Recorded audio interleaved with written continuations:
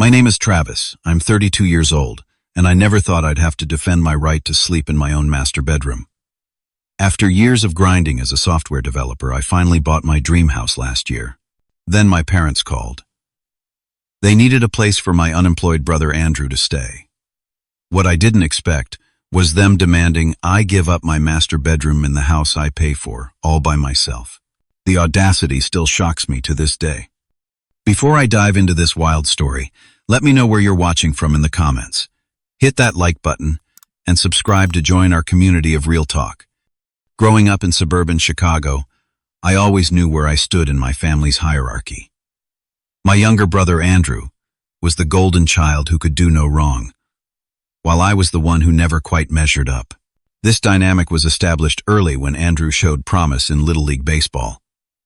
My parents never missed a single one of his games, spending weekends driving him to tournaments across the state. Meanwhile, my academic achievements went largely unnoticed. When I made honor roll 4 years straight in high school, my mom simply nodded and said, "That's nice," before turning the conversation to Andrew's latest home run. Our home was practically a shrine to Andrew's accomplishments. Trophies lined the mantel, newspaper clippings about his athletic feats covered the refrigerator, and framed photos of him in various team uniforms adorned the walls. My academic certificates were tucked away in a drawer in my room. Even at Christmas, the disparity was obvious. Andrew would receive the latest gaming console or expensive sports equipment, while I typically got practical items like socks or gift cards to bookstores. Despite this unbalanced upbringing, I found my path through technology. Computers made sense to me in a way people sometimes didn't. During high school, I taught myself coding through online tutorials and built my first website for a local business when I was 16. That small success gave me the confidence to pursue computer science in college. Unlike Andrew, who got a full ride to a state university for baseball, which my parents never failed to mention, I worked my way through school. I juggled a part-time job at the campus IT department during the day and picked up freelance coding gigs at night. Sleep was a luxury I rarely afforded myself, but I graduated debt-free with valuable work experience already on my resume. After college, I landed a job at a tech startup. The pay wasn't great initially, but I lived frugally, sharing an apartment with 3 other guys and saving every penny I could. While Andrew bounced between jobs after a shoulder injury ended his baseball prospects, I steadily climbed the corporate ladder. My parents regularly suggested I should help out my brother financially, which I did occasionally, though it strained my budget. 5 years of disciplined saving finally paid off when I made the down payment on my house. It wasn't huge, but with 3 bedrooms and 2 bathrooms in a decent neighborhood, it was more than I ever thought I'd own at 31. The previous owners had neglected the place, so I spent weekends painting walls, refinishing hardwood floors, and updating fixtures. My parents visited once after I moved in, but spent most of the time pointing out flaws and suggesting improvements, rather than congratulating me on my achievement. The master bedroom became my sanctuary.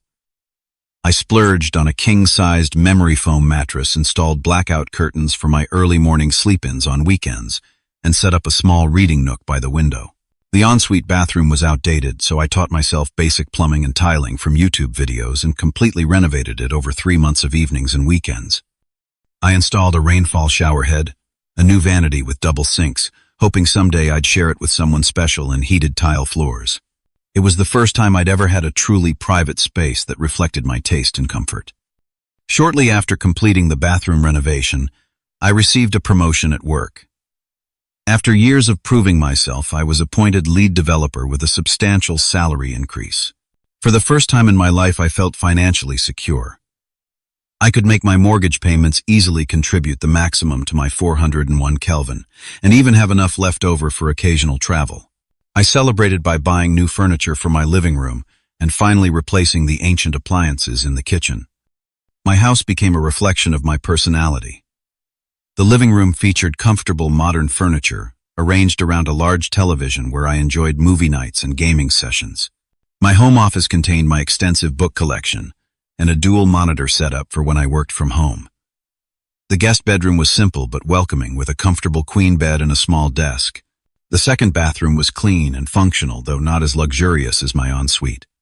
The backyard was modest, but had potential for gardening, something I'd recently become interested in. Finally, at 32, I felt like my life was on the right track.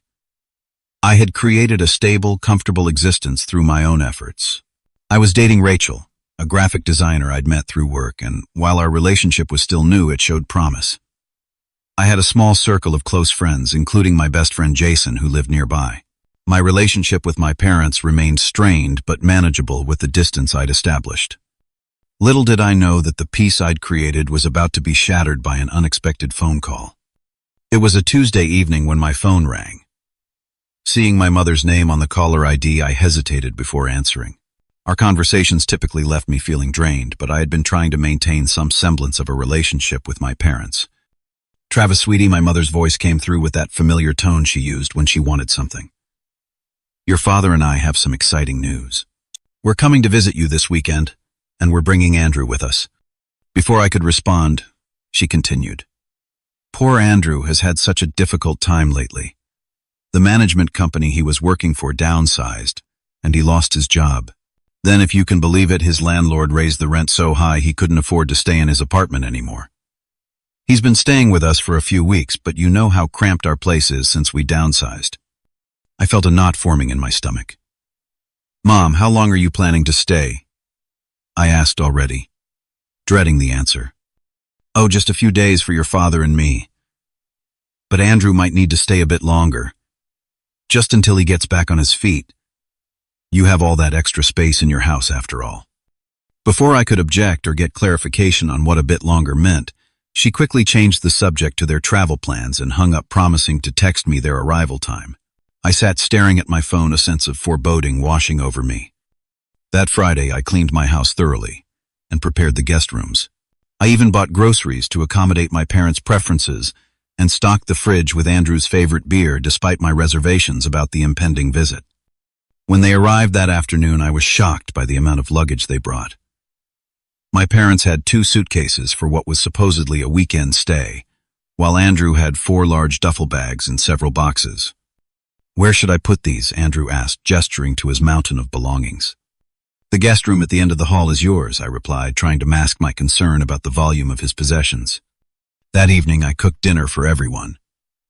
As we ate, my parents dominated the conversation with praise for Andrew despite his recent setbacks. Andrew was really making a name for himself at that management company, my father boasted. "They're going to regret letting him go." "Absolutely," my mother agreed. "It was just bad timing with the economy. But someone with Andrew's people skills will bounce back in no time." Meanwhile, they asked nothing about my recent promotion or the renovations I'd done to the house. When I attempted to share my news, my mother nodded distractedly before turning back to Andrew to ask more about his job prospects. After dinner, I gave them a tour of the house. As we moved from room to room, my parents offered unsolicited criticism about my decorating choices. "This paint color is awfully dark, don't you think?" my mother remarked in the living room. "You paid money for that artwork?" my father asked, frowning at a modern piece I'd carefully selected. When we reached the master bedroom, my mother gasped at the ensuite bathroom. "Travis, this is gorgeous. I had no idea you could do work like this." For a moment, I felt a flicker of pride at her recognition. Then she turned to Andrew and said, "Wouldn't this be perfect for you, dear? So much more space than that little guest room." I quickly ushered them out, making an excuse about needing to get the coffee ready for dessert. As we sat in the living room with coffee and store-bought pie, my mother pointed out that homemade would have been nicer. Andrew complained about the guest room. "The bed's kind of small, and there's barely any closet space," he grumbled. "And the bathroom down the hall doesn't even have a proper shower, just that tub with a shower attachment." "You're welcome to use the main bathroom for showers," I offered, trying to be accommodating. Later that night, as I lay in bed, I could hear my family talking in the kitchen. Though I couldn't make out the words, their tone suggested they were discussing the sleeping arrangements. I tried to brush off my concerns, telling myself I was being paranoid. The next morning, I came downstairs to find my parents and Andrew already awake, huddled around the kitchen table with coffee. They fell silent when I entered the room. "Sleep well?" I asked, pouring myself a cup. "Actually, Travis." My mother began exchanging glances with my father. "We wanted to talk to you about something. Your father and I were thinking that, since we'll be heading back tomorrow, but Andrew will be staying longer, it might make sense for him to take the master bedroom." I nearly choked on my coffee. Excuse me. Well, he needs more space for his things, she continued. And that wonderful bathroom would really lift his spirits while he's job hunting. You're gone at work all day anyway, so you wouldn't be using it much. Plus, my father added, it would give him a proper place to bring potential employers if he needs to do video interviews. First impressions matter in business, Travis. I stared at them in disbelief. Let me get this straight. You want me to give up my bedroom in the house that I bought and renovated myself so that Andrew can have it? Don't be so selfish, my mother scolded. It's just a room. Family helps family. I am helping. I countered, my voice rising despite my efforts to stay calm. I'm providing Andrew with a place to stay rent-free. The guest room is perfectly adequate. But the master would be better, Andrew chimed in. Come on, bro. It's not like it would kill you to use the smaller room for a while. A while? How long are you planning to stay? I asked. My family exchanged glances again. Just until he finds a good job opportunity, my father said vaguely. Could be a few weeks, could be a couple of months. You wouldn't want to rush him into taking just any position, would you? I took a deep breath, trying to process the audacity of their request. I'm sorry, but the answer is no. You're welcome to stay in the guest room, Andrew. But the master bedroom is mine. The atmosphere in the kitchen instantly chilled. My mother's face fell into a wounded expression, while my father's jaw tightened in disapproval. Andrew rolled his eyes and muttered something about me always being difficult. I need to get ready for work, I said, excusing myself from the increasingly tense situation. As I walked upstairs, I could hear my mother consoling Andrew, assuring him they would figure something out. It was clear this conversation was far from over. 3 days after my parents returned home, leaving Andrew behind, I came home from work to find the door to my ensuite bathroom ajar. Stepping into my bedroom, I discovered Andrew's toiletries arranged on my bathroom counter. His electric razor sat plugged in next to my sink, his hair products lined the shelf above the toilet, and his dirty clothes were piled on my bathroom floor. Andrew, I called out, my frustration mounting. I found him in the living room, feet up on my coffee table, watching television and eating chips directly over my new couch. What are you doing with your stuff in my bathroom? I demanded. He barely glanced up from the screen. The shower in the main bathroom is garbage. The water pressure sucks and the hot water runs out too fast. Yours is way better. That's because I renovated it myself, I said through gritted teeth. But it's still my bathroom. We talked about this. Andrew sighed dramatically. Dude, what's the big deal? It's just a bathroom. Stop being so uptight. The big deal is that it's my private space in my house, I explained, trying to keep my tone reasonable. I need you to respect that boundary. Instead of acknowledging my point, Andrew pulled out his phone. Whatever. I'm calling Mom. Before I could object, he had our mother on speakerphone, giving her a completely twisted version of events. Mom, Travis is freaking out because I used his precious bathroom. He's treating me like I'm contaminating his space or something. My mother's voice came through thick with disappointment. Travis, I thought we raised you better than this. Your brother needs support right now, not criticism over something as petty as bathroom space. It's not petty, Mom, I tried to explain. It's about respecting my privacy and the boundaries I've set in my own home. Boundaries, she scoffed. He's your brother, not some stranger. Family doesn't have boundaries like that. You're being selfish, Travis. I expected more maturity from you. After the call ended, Andrew smirked at me and returned his attention to the television, clearly feeling vindicated. I retreated to my bedroom, locking the door behind me, and leaning against it, suddenly transported back to my childhood. I remembered being 10 years old, carefully building a model airplane for a school science project. I had spent weeks on it, meticulously following the instructions and painting each tiny piece. When it was finally complete, I placed it on my desk to dry overnight before the presentation. The next morning, I discovered Andrew, then 8, had taken it to show his friends and broken one of the wings. When I got upset, my parents chastised me for not sharing with my brother and for making him feel bad. I ended up receiving a C on the project due to the damage, while Andrew faced no consequences. The following day, I met Jason for lunch and unloaded the whole situation. We sat at our usual table in a deli near my office. Jason listening intently as I described the bathroom invasion and my parents' reaction. "That's seriously messed up," Jason said when I finished. "It's your house, man. You're doing them a favor by letting Andrew stay at all." "Try telling that to my parents," I sighed, picking at my sandwich.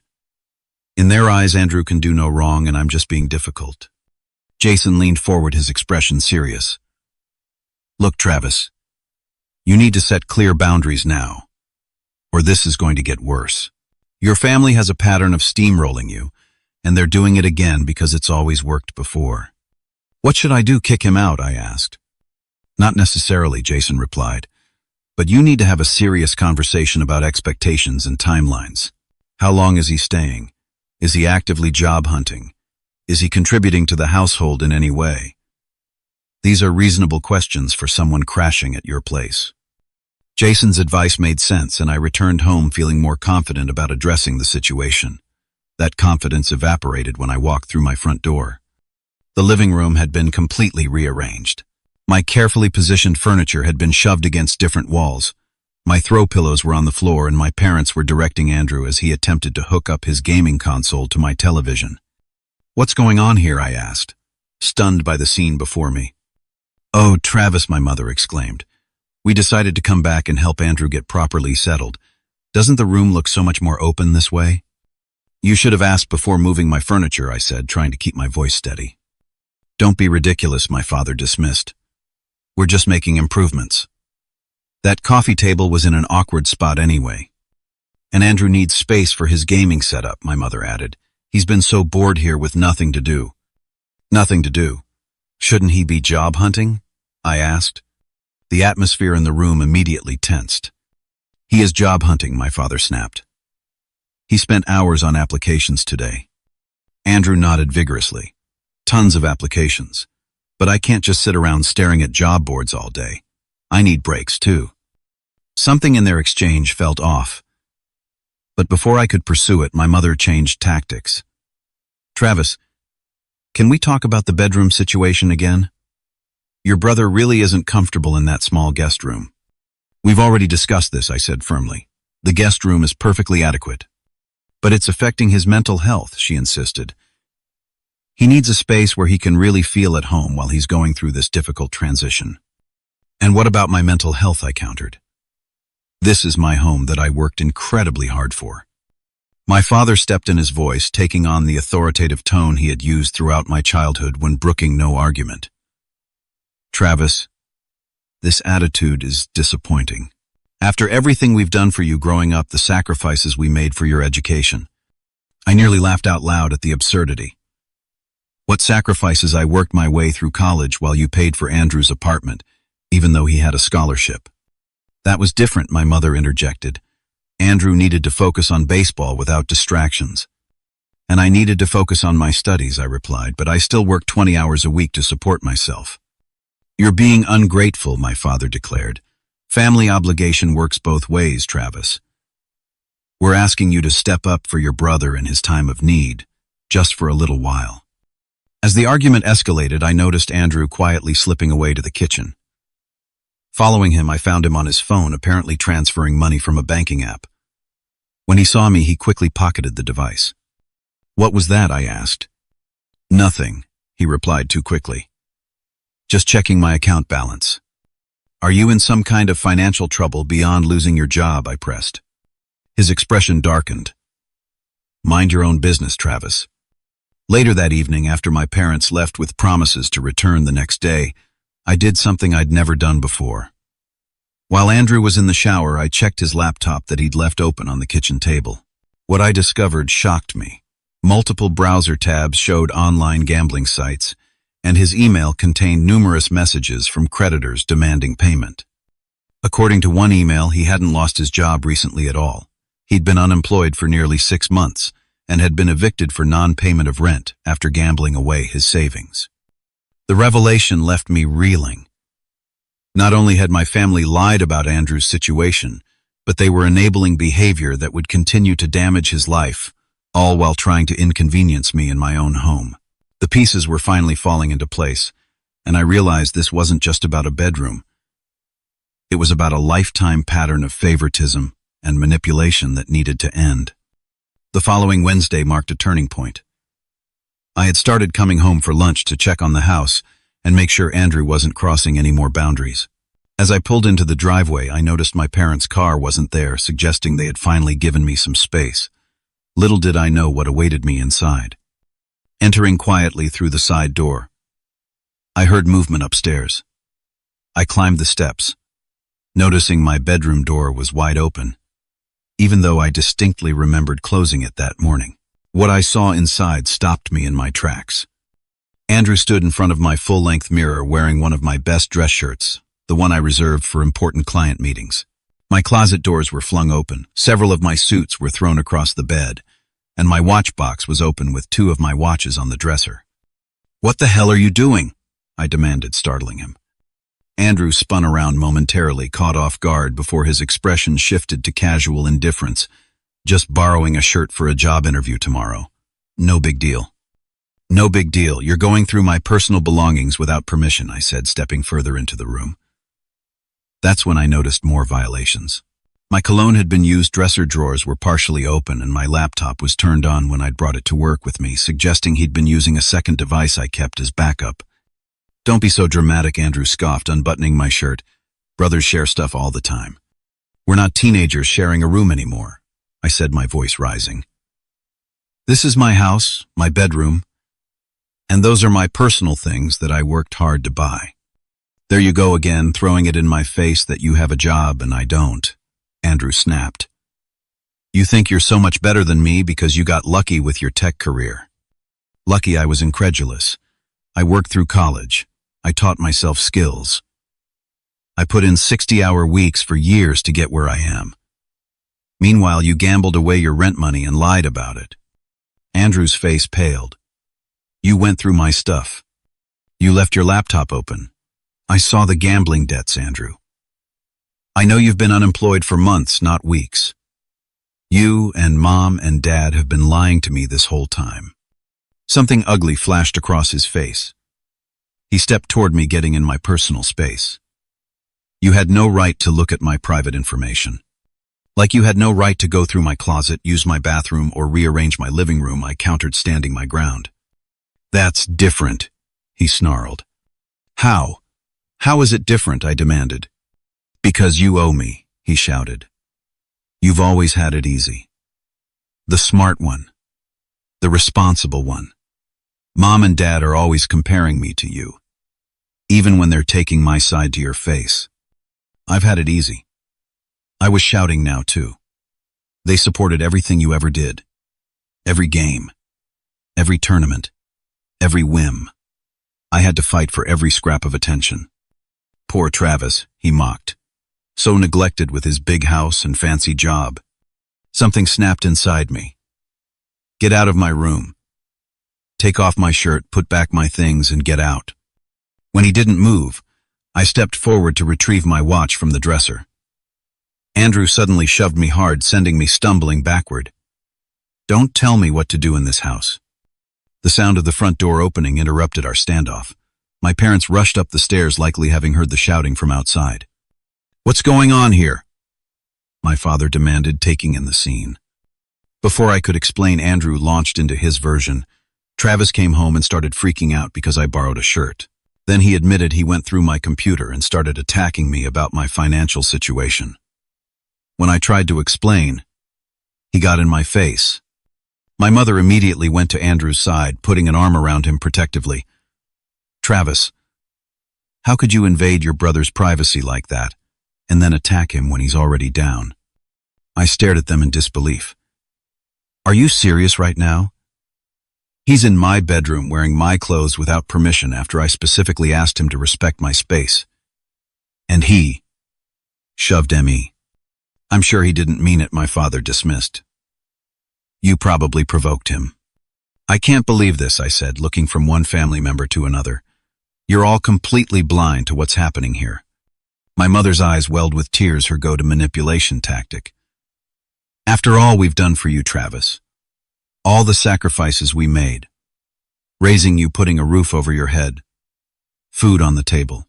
This is how you repay us. By treating your brother like a criminal in crisis. My father stepped forward, jabbing a finger in my direction. I've had enough of your attitude. Either you give Andrew the master bedroom and stop this childish territoriality, or you're not the son we raised. The ultimatum hung in the air between us. Part of me wanted to laugh at the absurdity, while another part felt like a knife had been twisted in my chest. All my life I'd sought their approval, worked to earn their respect, and here they were threatening to disown me over a bedroom in a house they hadn't contributed a penny toward. I need some air, I managed to say, pushing past them and down the stairs. I heard my mother calling after me, but I kept walking, got in my car, and drove aimlessly for nearly an hour. When I returned, the house was quiet. A note on the kitchen counter informed me they had gone out to dinner and hadn't bothered to invite me. Alone in my house that no longer felt like my sanctuary, I finally broke down. Years of suppressed emotions poured out as I sat at my kitchen table, head in my hands. Through my tears, I called Rachel. "Can you come over?"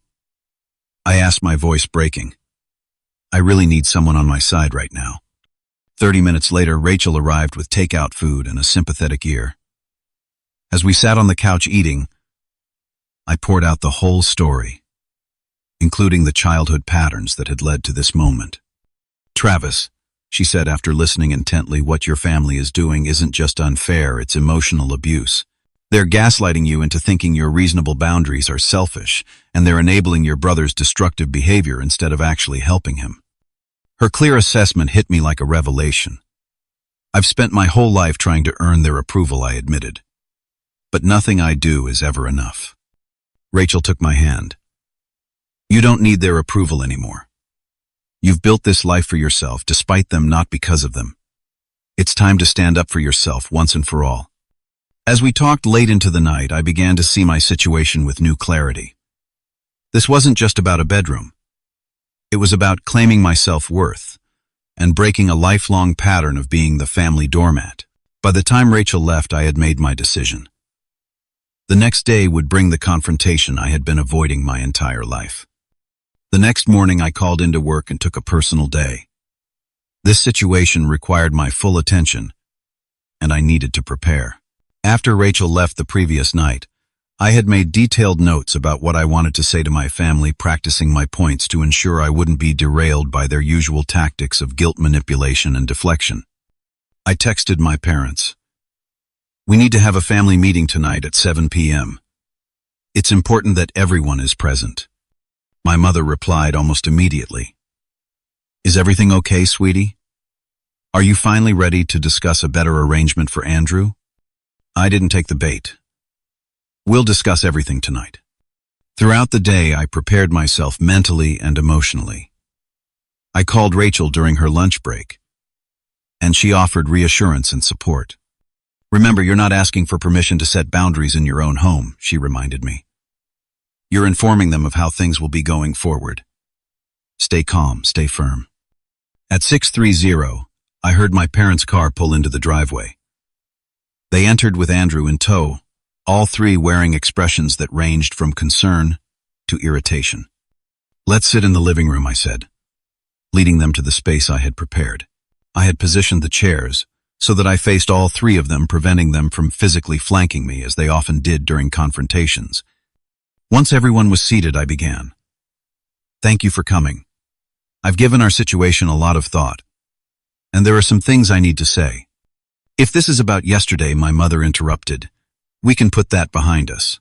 Everyone was emotional. "Mom, please let me finish," I said firmly. "This isn't just about yesterday. It's about a pattern that's existed my entire life, and it needs to stop now." I took a deep breath and continued. "First, this is my house. I worked hard for it, saved for it, and maintain it. I've been happy to offer Andrew temporary shelter during a difficult time, but my generosity has been taken advantage of, and my boundaries have been repeatedly violated." "That's not true," my father began to object. "It is true," I countered calmly. "You rearranged my furniture without asking. Andrew used my private bathroom after I specifically asked him not to. Yesterday he was going through my closet and wearing my clothes without permission. These are not actions of people who respect me or my home.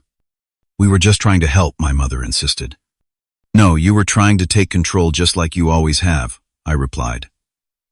And that brings me to my second point.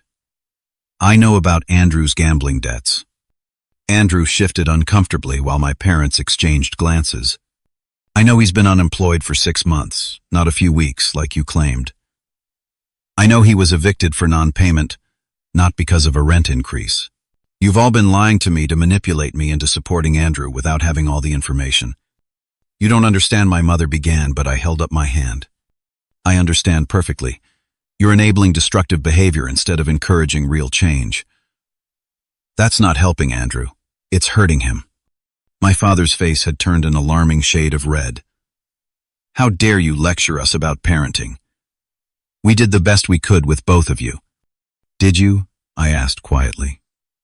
Because from where I'm sitting, you created an environment where Andrew never had to face consequences for his actions while I was held to an impossible standard and still found wanting. That's ridiculous, my father sputtered. We've always treated you boys equally. I laughed without humor. Dad, you didn't attend my college graduation because it conflicted with one of Andrew's regular season games. There was nothing equal about our childhoods. My mother's eyes welled with tears. We're your parents, Travis. We deserve your respect. Respect is earned, I replied steadily. And it goes both ways. You haven't respected me as an adult, my home, or my boundaries. That needs to change. Andrew, who had been uncharacteristically quiet, finally spoke up. So what are you saying? You're kicking me out because I borrowed a shirt. No, Andrew. I'm setting clear terms for your continued stay in my home. I turned to address all of them.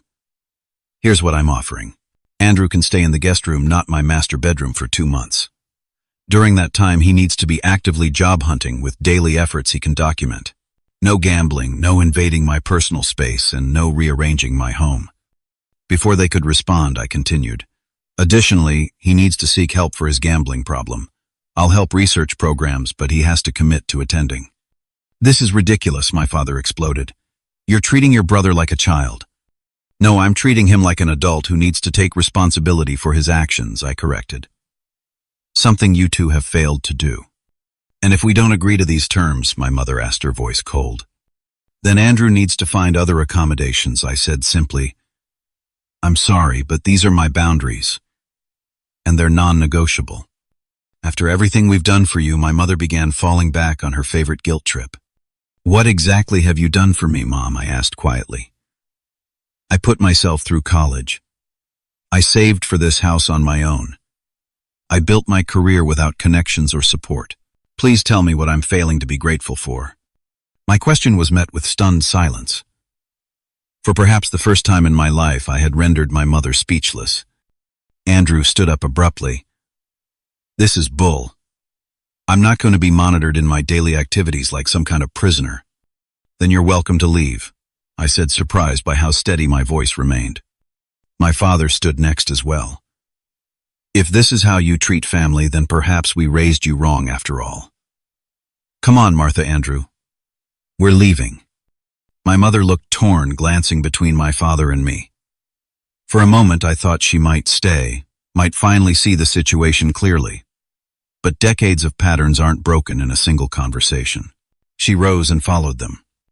As they gathered Andrew's belongings, tensions remained high. My father refused to speak to me directly, communicating through my mother when absolutely necessary. Andrew dramatically stuffed his clothes into his duffel bags, making sure I saw how roughly he handled the items I had washed and folded for him. My mother made one last plea as they stood at the door. Travis, please reconsider. Family should come first. I agree, I said. Family should come first. But that means all family members, including me. When you're ready to respect my boundaries and treat me with the same consideration you give Andrew, we can talk. As they loaded their car, my elderly neighbor, Mrs. Sullivan, was watering her plants on her porch. She watched the commotion with undisguised interest as my family slammed car doors and my father peeled out of the driveway with unnecessary force. Everything all right, Travis? She called over. It will be Mrs. Sullivan, I replied. It will be. The first few days after my family's dramatic departure were surprisingly peaceful. My house was once again my sanctuary, untouched, and arranged exactly as I preferred. Yet beneath the surface, calm, a storm of emotions brewed. Relief mingled with guilt, certainty with doubt, and liberation with a profound sense of loss. I kept expecting my phone to ring with an apologetic call, but it remained silent for an entire week. Part of me was grateful for the space, while another part wondered if I had permanently damaged my family relationships. Had I been too harsh, too unyielding? The doubts crept in during quiet moments, usually late at night when the house felt emptiest. On Saturday morning, Jason came over to help me reorganize the living room, restoring it to my original layout after my family's unauthorized redesign. "You did the right thing," Jason assured me, as we moved the couch back to its proper position. "Your family was taking advantage of your generosity." I know, I sighed, adjusting a floor lamp. But I can't help feeling like I failed some test of familial loyalty. Jason straightened up, fixing me with a direct look. "Travis, letting someone walk all over you isn't loyalty, it's self-destruction. Real loyalty means wanting what's best for each other, and what's best for Andrew isn't enabling his gambling and lack of responsibility." His words resonated, but the guilt persisted. I just keep hearing my mother's voice, telling me I'm selfish. "That's the programming talking," Jason replied. "They installed those buttons in you from childhood, and they know exactly how to push them. It's going to take time to rewire those responses." Later that afternoon, Rachel came over with takeout and a supportive smile. We sat on my freshly repositioned couch, and I shared my lingering doubts. "I feel like I should call them," I admitted. "Make sure they're okay." Rachel took my hand. "You can if you want to, but remember, communication goes both ways. They haven't checked if you're okay either." "That's true," I acknowledged. "It's just hard to break the pattern of being the one who always reaches out, always apologizes, always compromises." "I know," she said softly. "But those patterns have kept you in an unhealthy dynamic your whole life. Breaking them is going to be uncomfortable but necessary for your growth." The next day, Mrs. Sullivan invited me over for coffee. At 78, she had a perspective that came from decades of observing human nature. As we sat on her porch, swing the same one from which she had witnessed my family's departure, she shared her wisdom. "Boundaries aren't walls, Travis," she said, pouring me another cup. "They're fences with gates. You control who comes in and how they behave while visiting. That's not unkind, it's essential for healthy relationships." "My parents don't see it that way," I replied. "They see boundaries as rejection." "That's because they benefit from the lack of them," she observed shrewdly. "People who respect you will respect your boundaries. Remember that." On day 10 of the silence, the first text messages arrived. They were from my mother, a series of photographs from my childhood with captions like, "Remember these happy times," and "Family is forever." No acknowledgement of the conflict, no apology, just emotional manipulation disguised as nostalgia. Andrew texted next, more directly. "Mom and Dad are really upset. You've really hurt them, man. Don't you care about family at all?" Finally, my father weighed in with, "When you're ready to apologize for your behavior and attitude, we'll be waiting. Until then, know that you've deeply disappointed us." I showed the messages to Rachel, who shook her head in disbelief. "They're still trying to make you the problem," she noted. Not a single acknowledgement of their role in the conflict. The messages stung, but they also clarified something important. My family wasn't reaching out to reconcile or understand my perspective. They were attempting to reestablish the old dynamic, where I capitulated to maintain peace. For the first time, I saw their tactics clearly and chose not to respond. Instead, I focused on my own healing. At Jason's suggestion, I started therapy with Dr. Martinez, who specialized in family dynamics and boundary setting. In our first session, she helped me understand that my feelings of guilt weren't evidence that I had done something wrong, but rather the result of lifelong conditioning. "Your family trained you to feel responsible for their emotions," she explained. "When you set a boundary and they react negatively, you've been conditioned to believe their reaction is your fault, not their inability to respect limits. Work became a sanctuary where I could focus on challenges that had clear solutions. Without the stress of family drama at home, my performance improved noticeably. My team lead commented on my increased focus and productivity, and I was assigned to lead a new project that would have significant visibility within the company. At home, I began reclaiming my space in subtle ways. I repainted the guest room that had briefly been Andrew's, choosing a calming blue that I'd always preferred over the neutral beige it had been. I rearranged my home office to better suit my workflow rather than keeping it presentable for potential family visits. These small changes represented a larger shift, a home designed entirely around my preferences and needs rather than anticipating others' judgments. 3 weeks after the confrontation, I received an unexpected email from Andrew asking to meet one-on-one, against my better judgment, and with caution advised by both Rachel and Dr. Martinez I agreed to meet him at a coffee shop downtown Neutral Territory away from my home. Andrew arrived looking more disheveled than I had seen him before. His usual confident demeanor was subdued, and he fidgeted nervously with his coffee cup as we sat across from each other. "Thanks for meeting me," he began awkwardly. "I've been doing some thinking." "About," I prompted when he didn't continue. "About what you said. About the gambling and taking responsibility." He stared into his coffee. "Maybe you weren't entirely wrong." It wasn't quite an apology, but it was more self-awareness than I had ever heard from my brother. A small flicker of hope kindled within me. "I've been staying with Mom and Dad," he continued, "and it's not great. They're constantly hovering, asking about job applications, monitoring my computer time. It's suffocating." "That sounds challenging," I said neutrally, unsure where this was heading. "Yeah, well," he shrugged. "It made me realize that maybe you weren't the problem. Maybe they are kind of intense with their expectations." For a moment, I glimpsed a version of my brother I had never seen before. One who might be capable of insight and growth. Then he cleared his throat, and his expression shifted. "So anyway, I was thinking maybe I could crash at your place again. Just for a little while. And I was hoping maybe you could loan me some money to clear up some of these debts. Just until I get back on my feet." And there it was. Not reconciliation or genuine change, but another attempt to use me as a resource. The disappointment was keen, but not surprising. "I'm sorry, Andrew, but no," I said firmly. "I can't loan you money that enables gambling, and I can't offer my home under the circumstances we just experienced." His face hardened. "Fine. Be that way. I was trying to extend an olive branch here." "An olive branch isn't asking for money and housing without addressing the real issues between us," I pointed out. "If you're serious about making changes, I'm happy to help you find resources for gambling addiction. I'll support your job search with resume help or interview practice. But I won't enable behaviors that hurt you in the long run." Andrew stood abruptly. "Save the lecture. I don't need your help or your judgment." As he stormed out of the coffee shop, I felt a strange sense of calm. For the first time, I had held my boundary without anger or guilt. I hadn't raised my voice or felt the need to defend my position. I had simply stated my truth and let the consequences unfold.